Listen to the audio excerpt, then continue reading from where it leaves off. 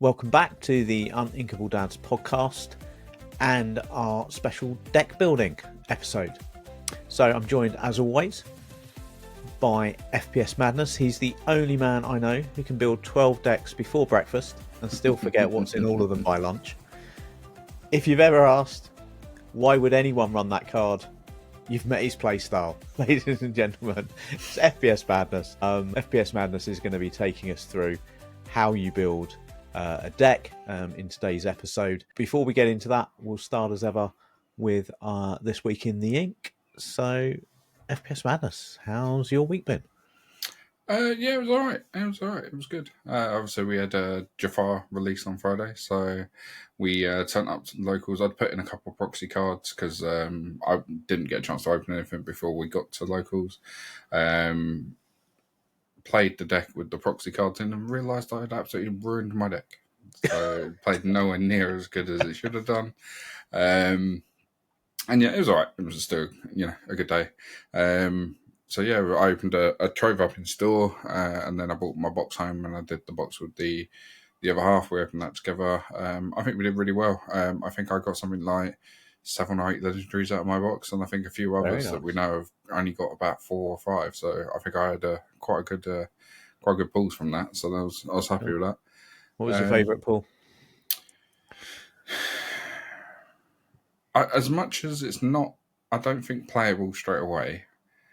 I think it's got to be. I got a foil Pinocchio, the legendary Pinocchio, and the artwork just looks insane. The artwork on these cards look insane anyway. And then the foiling on that legendary, it was just like, I generally looked at it and was like, oh my god, I want to play this because this card looks so good. But yeah, was it Pinocchio or Bambi? One of them. I get the two confused, but it's one of those two. Yeah, well, they're both awesome.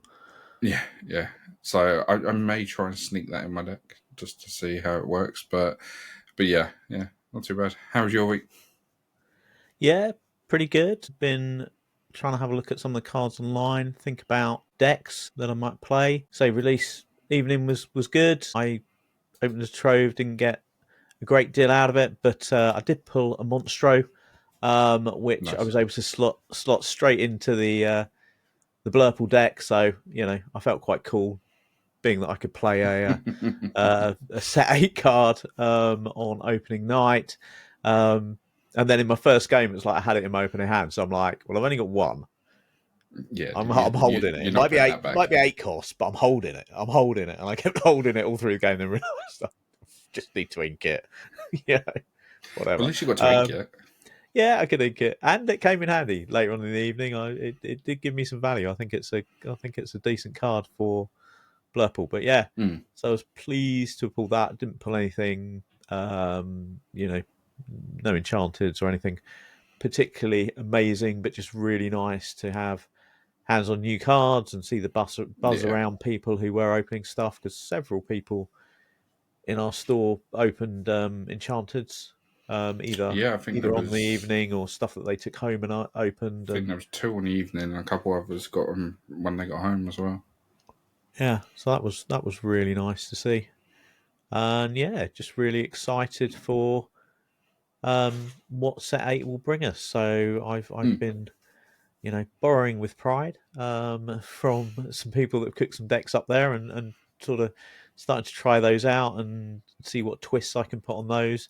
And having a go at sort of building out some deck lists myself. Yeah. So yeah, fun times. Sounds good. Yeah, it's an interesting one, isn't it, really? Because I think Jafar's massively changed it, because I think there's going to be quite a big meta shift. Everything seems to be slightly quicker, which is quite scary, especially for those world players. The meta's changed quite a lot, and I think it will change a lot. So we'll have to wait and see, obviously. But yeah, it's a good mix up at the minute, and I'm excited to see where we're going to end up with this one. Yeah, and I think as well for like newer players coming in, I think it's quite nice, because I think there's quite a lot of we might get to have a look at some deck lists a bit later, but I think there's quite a lot of quite viable decks which are quite budget friendly. Oh yeah, definitely. We're not in that Sapphire meta anymore, where you need for 60 quid crabs to have any chance of doing anything. Yeah. There's a real variety of decks that look like they're going to be quite viable. So yeah, that's a good Nice. fun meta. So talking about different decks and set 8 being out, FPS madness for the newer players out there who are staring at their pile of cards like it's a cryptic prophecy. Where do you even start with building your own deck? It's quite easy, to be honest with you. Step one is, panic. Step two is build something, completely unhinged. So, yeah, it's nice and easy. I don't know why anyone ever says I don't enjoy building decks. It's the easiest thing in the world. Grab 60 cards, shove them in some sleeves and turn up. That's about it, isn't it? Okay, cool. But let's say someone loves Rockstar Stitch. What now? Rockstar Stitch, throwing 59 random cards and hope for the best? Pretty much, no. So your best bet is obviously to always start with some sort of strategy or some sort of game plan. So the best thing is to start either with an ink color you really want to play or a card you really want to play with and build around that. There are some very powerful cards in Lorcana, and if you pick one of the powerful cards and build a deck around that, there's a chance you can have quite a powerful deck. So start from the beginning then. So there are multiple ways of building a deck. A lot of people like and prefer to do it by hand. So they'll actually lay the cards out in front of them and organise them into piles, which is great. That is a really good way of building a deck. Now, unfortunately, doing it that way does mean that when your friend says, "What's in your deck?" you can't really send it to them. You've got no way of showing. You could take a photo, but that's going to be a bit awkward. So the website we're going to be using today is called Dreamborn.ink. So Dreamborn.ink is a online deck building website specifically for Lorcana. Now, there are other websites out there you can use. If you do use any others, feel free to drop them in the comments below. But yeah, so to start off with, we're going to make it nice and easy and go to create a deck. So obviously, as we were saying, the easiest way to find a deck that you want to play is to have something that you want to play within it. So here are the 6 colors at the top, and these are all filter buttons, so you can use these to filter. So if you click on 9, it's going to bring up all the 9 cost cards. So let's start off with a film, shall we? So let's go all the way down on the filters, and at the bottom there's a franchise. So let's build a deck including cards from Sword and Stone. Well, that's cool. So I can actually pick a franchise and it will give me all the cards that are in that Disney franchise. Yeah, so this website is very well built out for every franchise that's currently in Lorcana. And if you like Beauty and the Beast, you can filter by Beauty and the Beast and it bring up all the Beauty and the Beast cards. It's also a nice way if you're looking through your collection and want to organise them together by franchise or something, you could use this for that as well. But starting off with Sword and Stone, now, as we can see here, the majority of these cards are purple, so that's narrowed down our first colour. And then our second colour, what pairs with purple very well at the minute is steel. So we'll build a purple steel deck. So we're going to choose purple for our little bit of bounce and our card draw. And then we're going to use steel for our control element. So we're not going quite as control as Ruby, but we're going to go down that more faster paced side of control. So obviously these are the cards from Sword and Stone, but you don't have to use just these. Obviously, if you want to just run the Sword and Stone deck, feel free. But we're going to mix it up a little bit and put some cards in that we want and some that we don't. So when building a deck, obviously you need a nice curve. It's up to you how high that curve goes. If you want to go all the way up to a 9 cost card, then feel free. But most cards, we'll go for an aggro style deck. So most of them are going to end around 5 or 6. So we'll start off with our 1 cost characters. So what should I be looking for in terms of, because I know cards cost different amounts of ink, so should I stay on the lower side and have sort of more cheaper cards, or should I have high cost cards, or a mix of both? It could be a mixture of either, really.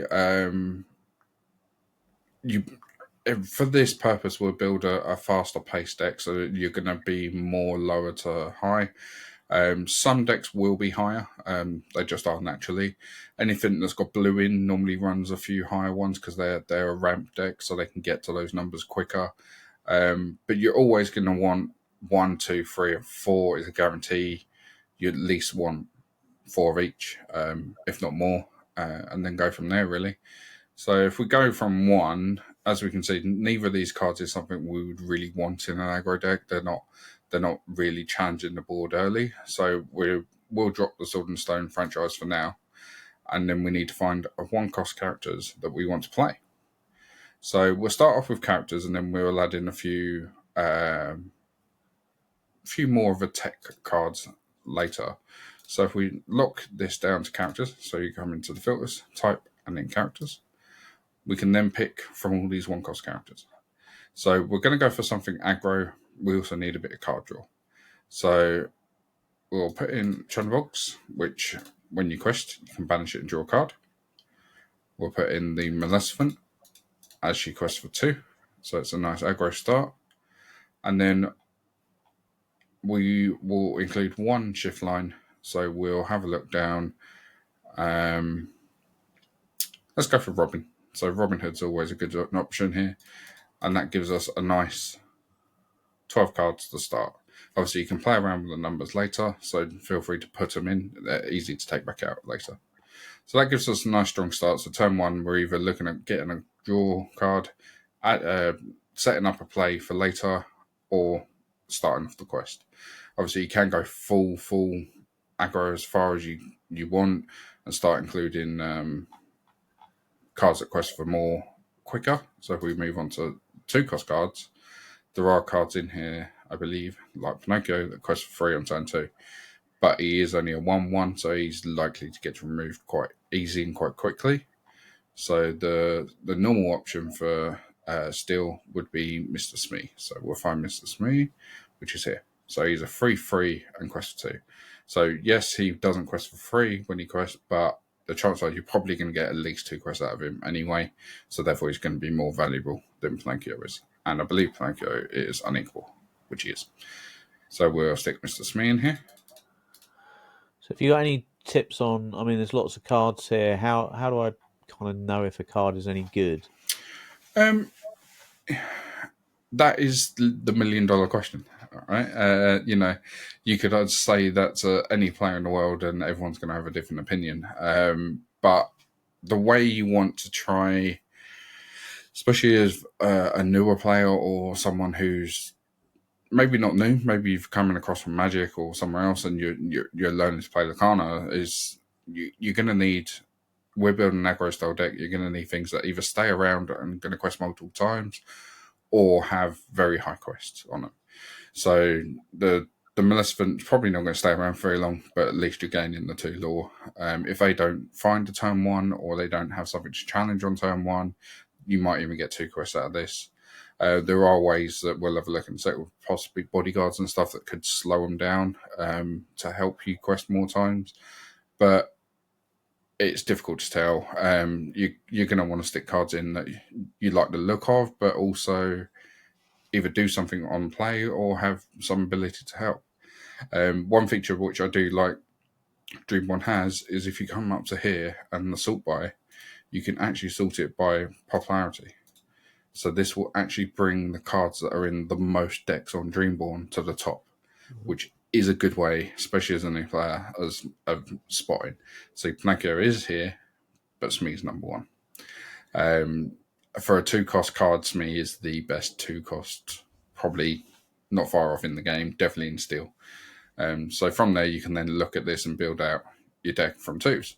So we'll say, well, Calhoun Callahan is always a good card. We know that. We've covered this card multiple times on the podcast.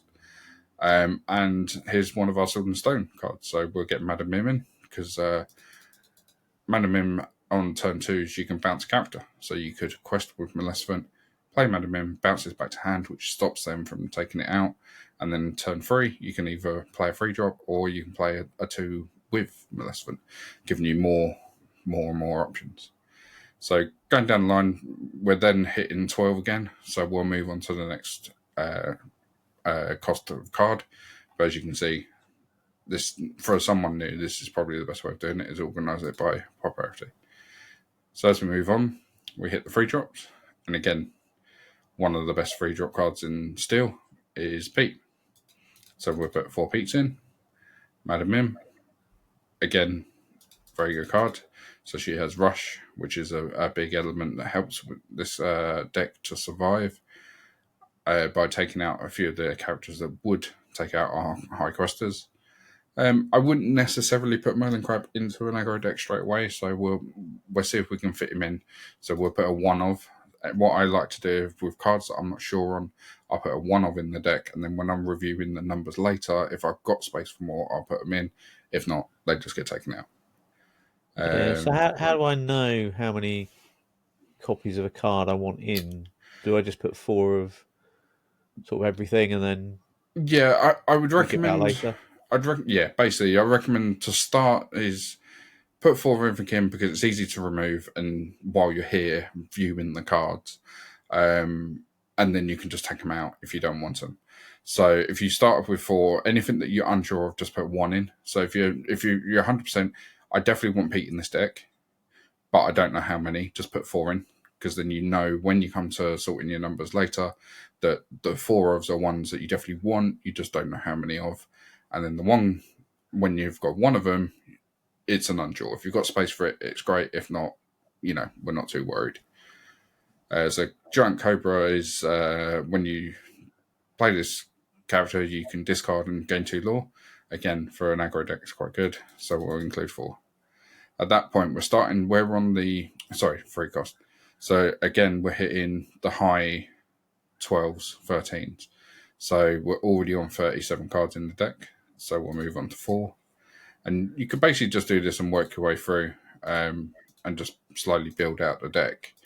Obviously, I'll rush through and stick some in so we can talk about numbers and balancing of the deck.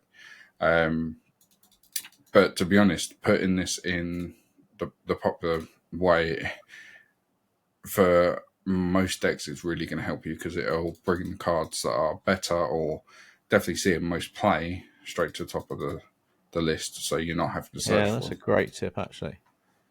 Great tip. Elsa, we've got characters here, which is some fantastic characters I can put in my deck, which is really cool. I love the artwork on that Belle and that Elsa there, so awesome. I can add those into my deck. But I know that there are items and there are songs and there are locations in Lorcana. I mean, is there a magic number? How many characters versus how many items and locations? Again, it depends on what you want from it. So there are certain cards in the game that will search your deck. So there's Scrooge in blue and Ariel in amber, which will look at the top 4 cards of your deck.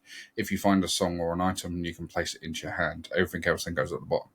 For a card like that to consistently find a song or an item, you're looking at about 20 to 21 of them to consistently hit. Anything less than that, you're going to struggle, and therefore Ariel's not finding your songs or Scrooge isn't finding your items. But if you're not running something like that, it's kind of up to you. Obviously, there are cards that benefit from having more. So you've got, argument's sake, the new Lilo that basically, let me just find her quickly so that way we can show. Oh, helps if I spell Lilo correctly. Why is she not coming up? Lilo Stitch, there we go. So the new Lilo is basically whenever you play free on what actions this turn, you can play the character for free. So obviously that's very powerful, but you're going to need a fair amount of actions to get that to work. You're not going to be able to have 3 actions in your deck because you're never going to draw all 3 at once. So again, you're going to need high 15, 16, 17 actions to get that to trigger consistently. Again, if you're not running a card like that, it's kind of up to you. It really is. It depends on what sort of deck you're trying to build. Locations, if there are good ones for the colour set, is always worth putting in. So I'm going to say with this one, we're looking, again, we're in the popular, the sorting. Queen's Castle, Dwarf Mine, and Library seem to be the top three. We're not running any dwarfs so far in this deck. It might be something that you want to do instead, so therefore you take a few out and put dwarfs in. But we'll just stay with the Library. We're an aggro deck, so the idea is we put cards down and let the opponent deal with us. And the Library, you're going to gain a card every time they basically banish one of your characters. So they banish, you draw. So we'll stick 4 Libraries in. You could run Queen's Castle, but that is, you don't get the benefit of when they banish you. So we'll leave that one out for now. And then we'll have a look at songs. So again, by sorting this out, we've come to purple. Song is one of the most powerful ones, is Friends. So you just basically pay 3 ink or sing for free and draw 2 cards. Holy World is possible in an aggro deck, but unlikely. Not many people run it. Mainly because it's 5 cost and inkable, so it's quite hard to fit into a deck. You can, but it's a lot less likely to be seen. And then if you want some sort of removal, obviously we've got Calhoun in here, we've got Madam and Fox, potentially got Crab, so we do have some ways of removing things, but not anything that's going to be a real threat to us. So we'd probably put Strength in this, just because it's inkable versus uninkable. Storm is nice because it draws a card, but the uninkable is going to be quite high in this, so that's not at the minute in saying that, but we'll see. So at the minute now we're up to 78 cards, so this is where you'd then start looking at filtering down and trying to really narrow down on what you want to actually play. So how do I know if a deck is any good? What things am I looking for to have a winning deck? Again, it's $1 million question. But anything, as we've said in our previous episodes, all characters have, not all, 99.999% of the characters all have lore pips on. All of them turn sideways, all of them gain lore, and you win by getting to 20. So it can be done with any characters. Obviously, there are some that are a lot more powerful than others, but it can be done by any of them. The one thing to look for is what we call like a curve. So here we've got, at the minute, we've got, what's that, 12, I think? So 12 1s, 2s, we've got loads of 3s, 12 4s, and just over on 5s, we've got about 16 5s. So we could quite easily play a curve out. You could play a 1 into a 2, 3, 4, and 5 quite consistently, which means you always got putting pressure on the board. If you had, for instance, no 2-drops in here, you're doing something on turn 1, but unless you draw another turn 1 thing, you're skipping a turn, which is never going to be a good thing. So you want to try and get a curve. So here, the 3s are quite high, so you might then go back and look at the 3-drop cards and say, well, do we need all these? So the answer here is probably yes. You could probably drop the Crab. That was the one of that we weren't sure on. So now this is the sort of curve we're looking at for an aggro deck. It is going to be relatively flat. You want a bit of everything. There are some decks that this is going to be very low, and it will creep up and get more and more powerful as the deck goes on. From there, basically it's then managing the numbers. So we currently have 77 cards in here, so you can run 77 card deck if you like. The chances of you drawing the cards you need when you need them is so unlikely. And you need big hands to shuffle it. Yeah, that's it. Shuffling a 77 card deck would be interesting. So we'll have a look at cutting this now and what we should and would cut. So going into here, to being an aggro deck, you probably drop the Madam Mim because we had the Fox. Obviously, again, this is only knowledge from playing the game that, we know this is... Most of this is going to be coming down from experience here.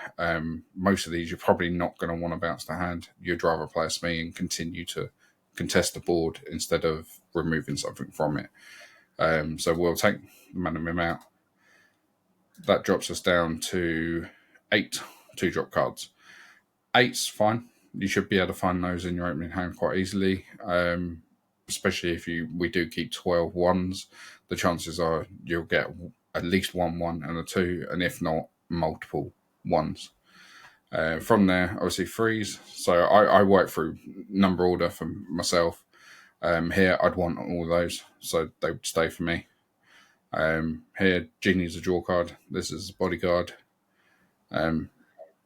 This basically removes 2, and this removes 2, but this does it 1 turn earlier. So I'd actually be tempted to get rid of Panic, because on turn 4, we want to either be drawing cards or bodyguarding, because by turn 4, if you haven't drawn any cards already, you're going to be down to 1 or 2 cards in hand. So we will then take out Panic and put a 4 Bell in. We've got the Shift Robin here because we've got the little shift. So this is the point where you say, well, if we take those out, that's 8 of... So that would really help bring those numbers down. So we'll remove the shift line for now, because we need to make a big chunk into this deck. We're now 4 cards over. So 4 cards is a little bit more easy to cut and manage. From here, you could say, well, we've only got 8 1-drops now, 8 4s, so we can't touch any of that. Freeze is a little bit high now, so you could potentially just drop 1 off each if you wanted to. 4s is about right. 5s is a little bit high for an aggro deck, so you could say, well, we'll take a Bell off and a Beast off. All of a sudden, we're 1 under, so okay, well, we'll take an answer off, go to 2 under, and then we'll stick a 2 1-drops back in to lift this back up. So we'll go back to purple and steel, and then find a 1-drop that we like. Let's stick another card draw engine in, so we'll stick Diablo. So from there, we've basically built our 60 card deck. So if we save this for now. Okay, cool. So I can save what I've come up with. I can give it a funky name. Awesome. You can. What would you like to call it? Ooh. FPS built it. It's probably rubbish. Yeah, FPS built it. Purple Madness.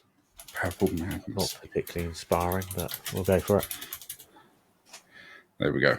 So you can put tags on these if you wish to. This is just to help you if you've got loads and loads of decks, find the one you're looking for. And you can set this to private or public, depends if you want to share it with anyone else. This doesn't stop you from sharing the deck, but it stops people from finding it. I'll show you in a second. There's a page you can go to and just look at decks people have built. If this is on public, it will be public for everyone. If it's on private, only people that you send the link to can get to it. So once you've saved it then goes into my decks. So at the top, you go down to there, my decks, and it'll be in here. So these are all the Uninkable Dads decks. So that's what these are. So what if I have no ideas of my own, or I want inspiration? Can I see what other people are playing and then copy and tweak their list? Yeah, so a lot of people will. I do it myself. You know, it's a very good way of, if you've got no idea where you want to start, you can, see what other people are doing and go from there. So this is obviously our deck. So if you go press Dreamborn.ink back here, there's a browse deck button. So this takes us to the most popular decks, trending decks, decks that are linked to videos. So these are going to be people that have made videos or got links to a video on them. And then you can start following them. So if you find one you really like, you can put it into the following or the favorites. So from there, we'll say, okay, well, we built a purple steel deck. So let's have a look, see what other people are doing with purple steel. So we can say, well, this one's gone for an aggro deck. And this is where those tags come in. We can sort by aggro. And say, okay, set 8. Well, this is current set. So let's have a look, see what this person's come up with. So they've gone a Jafar route. So I don't know whether I'd quite call that an aggro deck, but so from here you can then view the deck. You can view all the stats of the deck, so you can see a curve here. Obviously, they've got slightly less 4-drops than the others, and the 1-7, which is obviously Jafar. But from there, say you said, well, I really like this deck. I want to play this myself. Well, you could go back into Deck Builder and build this, or what you can do is you can go to Menu and Duplicate. And from there, that will automatically put all those cards on the right-hand side for you, and you can make any changes that you wish. So if you said, well, there's no card draw in this, so I'm going to remove that card there, and I will put in Desperate Plan to give me a bit more card draw. So this card allows you to basically draw up to as many cards as you put back, or if you have no cards in hand, you draw 3 cards. So that would give me a nice option to draw 3 cards once I've played too far. So from there, That's again, awesome. you can then save it. Cool. This Dreamborn looks great. Does it have a mobile app so I can build decks on my phone while I'm hiding in the bathroom away from the kids? Unfortunately not, but their website is mobile friendly. So when you go on their website on mobile, it shrinks everything down and makes it into mobile friendly. So there's not a dedicated app, but it is very, very easy to use on mobile. So what's the most common mistake you think that new players make when building decks? I would say the mistakes you want to try and stay away from is paying attention to this wheel here, which is the in-core count. It's also up in the corner here. If you have too many uninkables in your deck, you will find a case where you can't ink. You're going to have cards in your hand and you literally just can't do anything.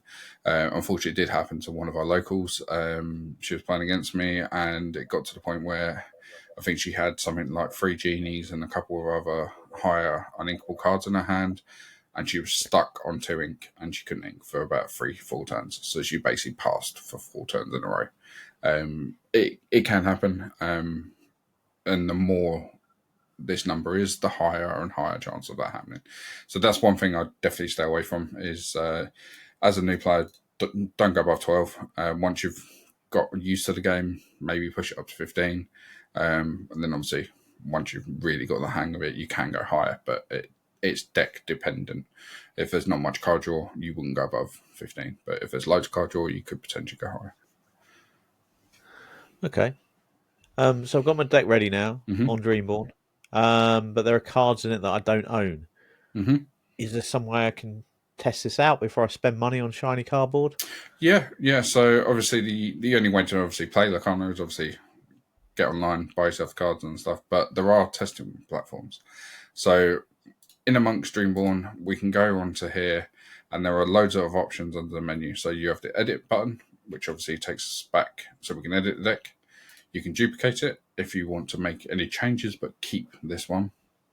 And then there's a button for export. Now, when you press on export, it comes up with multiple options for you, and 2 of them are here, which say play on Inktable and play on Lorcana. So both of these will automatically import this deck into that program for you, and you can then play it on there. Obviously, Lorcana, you need a sign-in. You need access from it from Discord, so you have to have a Discord login. Inktable is versus AI, so you can just play it. You have to either import a deck for the AI to play, or there are some starter decks options on there for them to use. But the best bet is obviously import another deck that you might come across, so that way you can see. Or if you're a newer player, you could import this deck and then get the AI to play it and you play it, and you can see if they make any different plays to you do, to see if there's anything you could change. But yeah, that is one option. There are 2 places you could try it out before buying the cards.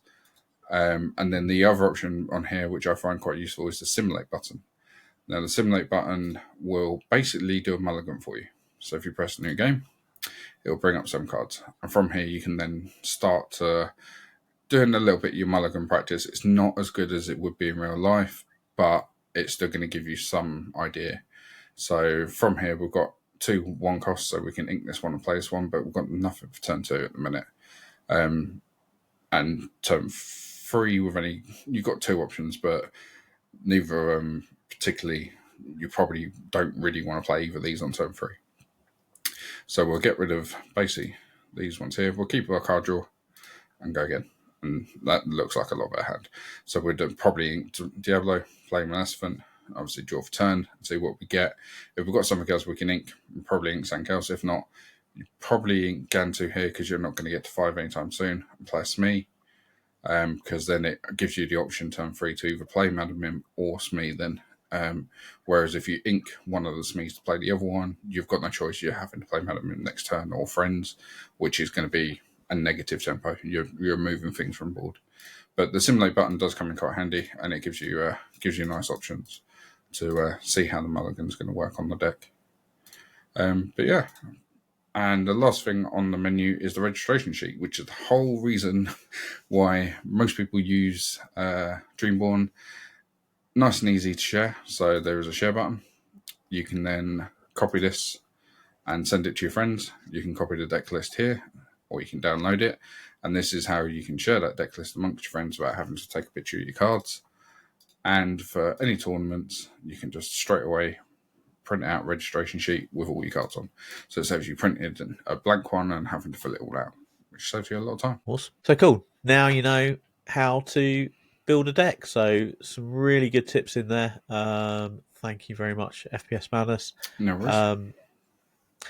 Do remember to, if you've got some value out of that, give us a like, smash that like button for us.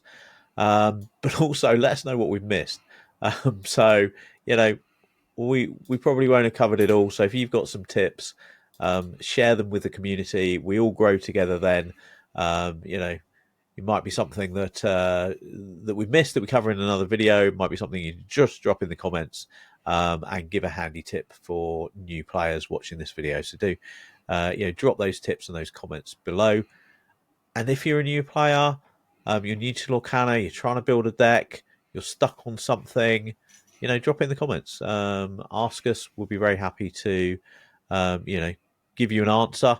Whether it's the right one, I don't know, but we'll give you the benefit of our knowledge. Yeah, you're getting an answer at least.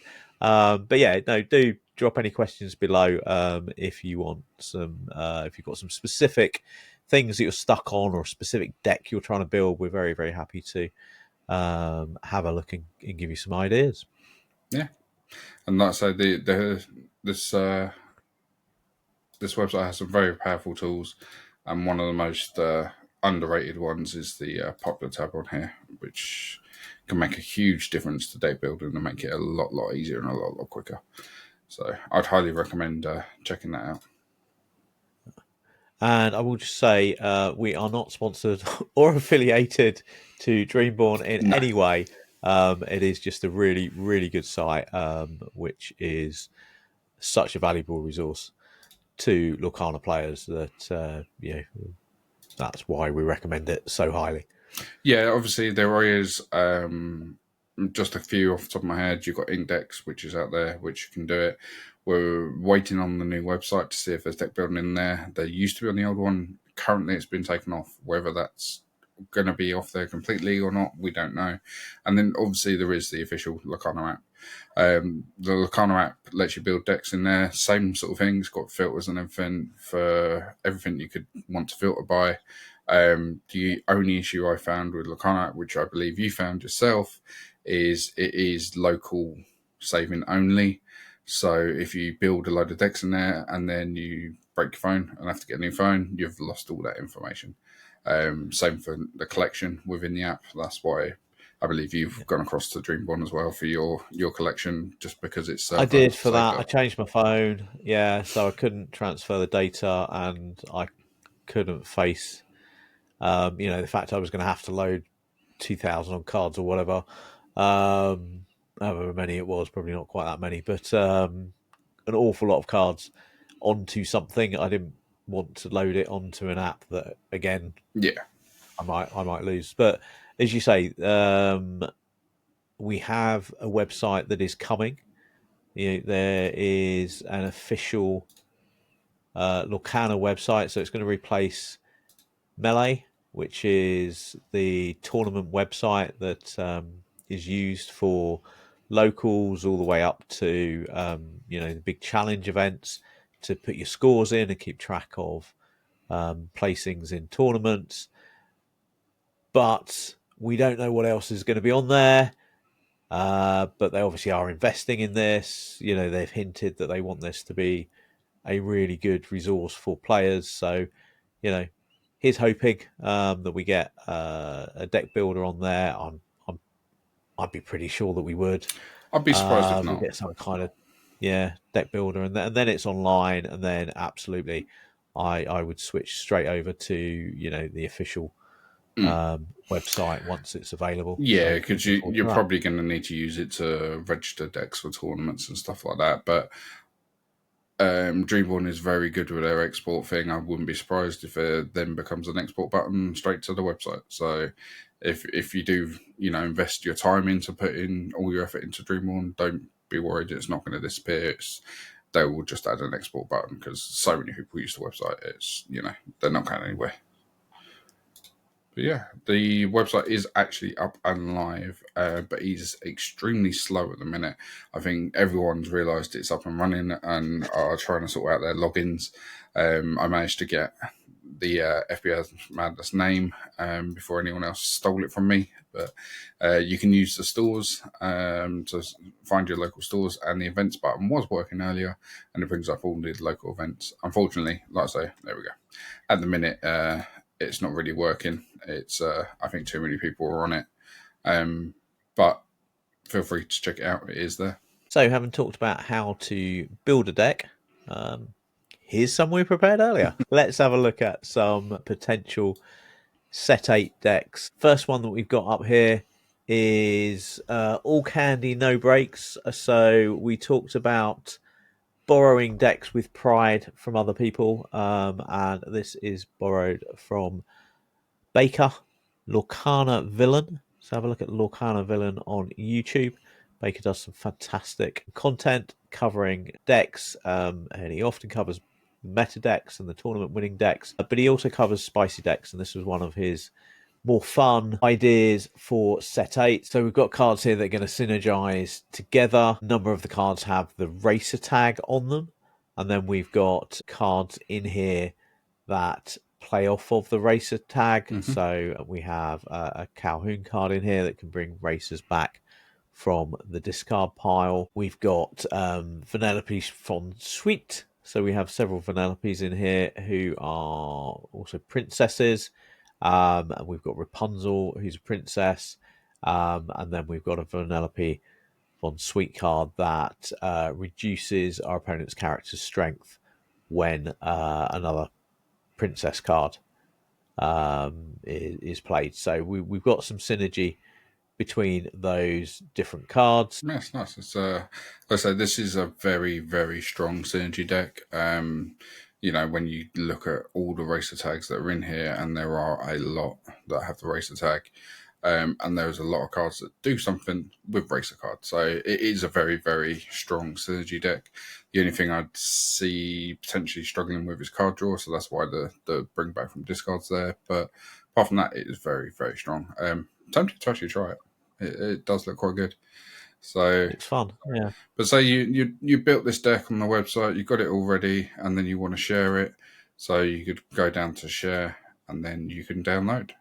And when you hit that download button, it sorts it out, downloads to your phone or PC or wherever you're using. And then from there, it will actually come up looking a bit like this one. So this is how it prints it out or downloads it. It's like this with the barcode in the corner, so your friends could also scan the barcode and they would be able to duplicate the deck themselves. So going on to this one, we have got... Now, I've tried this. Not this exact build.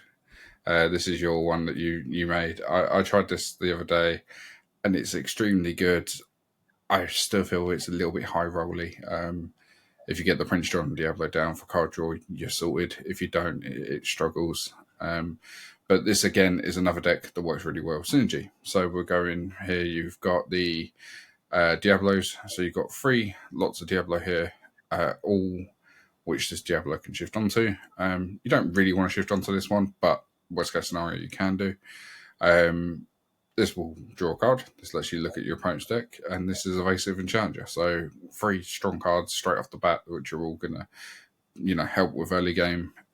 Ursula lets you look at the deck and potentially discard a song. We've covered Madam Mim and we've covered Crab. Crab and Madam Mim together are gonna allow you to take out some stronger characters or locations if they play locations. The Diablo is your main card draw engine for this. So if you can get Diablo down, whenever your opponent draws a card, you draw a card. So if they want to sing Friends on their turn and draw 2 cards, you get to draw 2 cards. So it's, a very powerful card engine. Prince John, whenever they discard, you draw a card, which there's quite a lot of discarding in this deck. So there's a high chance of that triggering. Genie, Iago, and Elsa, obviously we've covered before. Everyone knows what these cards do by now. Cricky is a bit like Crab, but it gives +3 to everything for that turn. So again, very powerful play, especially since he quests for free. Sunchill, Friends, and Bruno are our standard green purple cards that everyone knows. Discard, draw 2, and send back to hand and discard at random. So if they've only got one card in hand, this is always going to no cards in hand. This is always going to get rid of the card you choose on board. Obviously, if you choose something that's shifted, be careful because you do return both. So then they have a chance of getting rid of one, not both. And then the main thing that's brought this deck back in and brought this back together is obviously pull the lever and wrong lever. So pull the lever, when you play this, you can either draw 2 cards or your opponent discards a card. This is a brilliant card in green purple. It's basically more friends. That's basically at a minimum. It's basically like having 8 copies of Friends. But if you've got a chance to discard and you've got Prince John down, you can still draw and discard at the same time. But the thing that really... And remember, when you play it, the rule is you must announce it as pull the lever, Kronk. And then 2 seconds later... Wrong lever! So with wrong lever, you can return a character to a player's hand. But if you've already played wrong lever and this is in your discard, you can put this card at the bottom of your deck to return one of their characters straight to the bottom of their deck. No going to hand, no passing go, no collecting 200, just straight to the bottom. So yeah, it's these 2 cards together is very, very powerful. And I think it's brought this deck back. The one thing I did change in my one was I didn't have Iago in mine. And I don't think I had the Ursula. I think I dropped the Ursula and I put in the new chip, which is when you play, they discard, just because it's a body with discard, which helped. And I think I had run 4 Prince John. But yeah, it's a good deck. It's still a little bit high rolling, I think. But I think that's just because we don't know what the meta is at the minute. Once the meta calms down, we'll work out where this deck's sitting. But it's a good deck. Okay, so, and one last deck to show you. I know we've brought your purple steel already. That was around $200 deck. That was quite expensive, especially for newer players. So, as always, we like to make sure we're giving you options. So, here we have the very budget-friendly $60 deck. It is very budget-friendly. It's for those that want to get the shiny new cards out and have fun with the set 8 cards. Unfortunately, this does disappoint because there are no set 8 cards in it. But this is a $60 deck that I think if you were looking for a place to start, you're looking for something that's got a relatively simple play style that isn't going to cost you the earth and could be competitive at your locals. I think this is a very good choice. So, it's that sort of aggro style that FPS Madness was talking about as he was live building the deck. We've got the Maleficent in there. We've got 1-drops in there that help us draw cards to keep things going. We've got Honey Maron, the White Rose, and Merlin Goat. All of them gain a lore immediately on play. So, we're gaining lore that our opponent can't stop. We've also got the Giant Cobra in there, who when you play him, you can discard a card, gain 2 lore. We've got Gathering Knowledge and Wisdom. It's an action card that you play and gain 2 lore immediately, just for playing it. So, we're just aiming to race to 20 here, basically. And we've got Amethyst Chromicon, because we have a lack of card draw in this deck. Amethyst Chromicon sits there. It's an item. It can be exerted once per turn. You draw a card, your opponent also draws a card. But the theory here is that we're racing to 20 so fast that we don't really mind our opponent drawing cards, because by the time they can use those additional cards, we've already got to 20. Nice. It's like you say, it's a very good budget deck, and it's one of those ones of, when we looked at that other deck, obviously I threw together the other deck.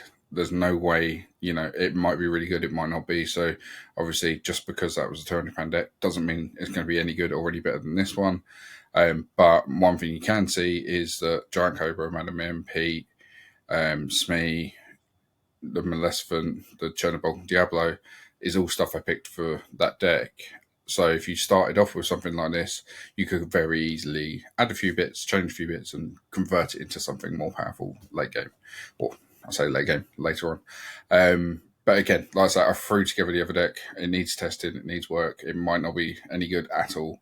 But this, would definitely do a good job. So yeah, it was nice. Especially for a budget deck, this is extremely strong. So going on from there, we have, as always, our flavor text game. So I'm going to make Grandad Glenn tell you what this is, because he told me to pick this card last week, and now he can't remember what he's picked. So there you go. Did you get the card? You didn't. I didn't, because I can't even remember what it was. So there you go. Well done. That's the flavor text game. I'm sure I get this as I read the flavor text. So the flavor text from last week was: the only power you need is the power of awesomeness. The power of awesomeness. Yeah, this is going to be really bad if I get this wrong now.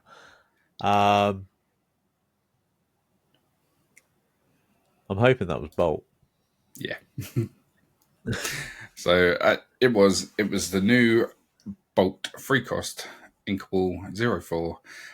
This character enters play exerted, so a very strong card. I think you can definitely see playing Amber Steel aggro decks. So, but yeah, that was the flavor text from last week. So, and if you did say it was Rhino, you were very close. It was a bit of a sneaky one because the quote was from Rhino, but on the Bolt card. Yeah, it's a little one to catch you out there. So going on from that, we have the flavor text from this week. Okay, so the flavor text for this week is: how dare you arm yourself, scoundrel. Now, this is the flavor text card, which, as far as I'm aware, is the only card in Lorcana that has 2 flavor texts. That is a big hint for you. So this card has 2. So yeah, let us know who you think this is. Drop it in the comments below. While you're there, don't forget to hit that subscribe button. Like I say, we are a podcast. It massively helps if you do subscribe for us. Ring that little bell and you'll get a notification when the next episode's out. So yeah, we'll leave that on there. Leave Grandad going wondering on that one. I might not even tell him. I might make him wait. So yeah, as always, it is time to roll up that playmat. Pack away the dice. And remember, stay uninkable. See you next time.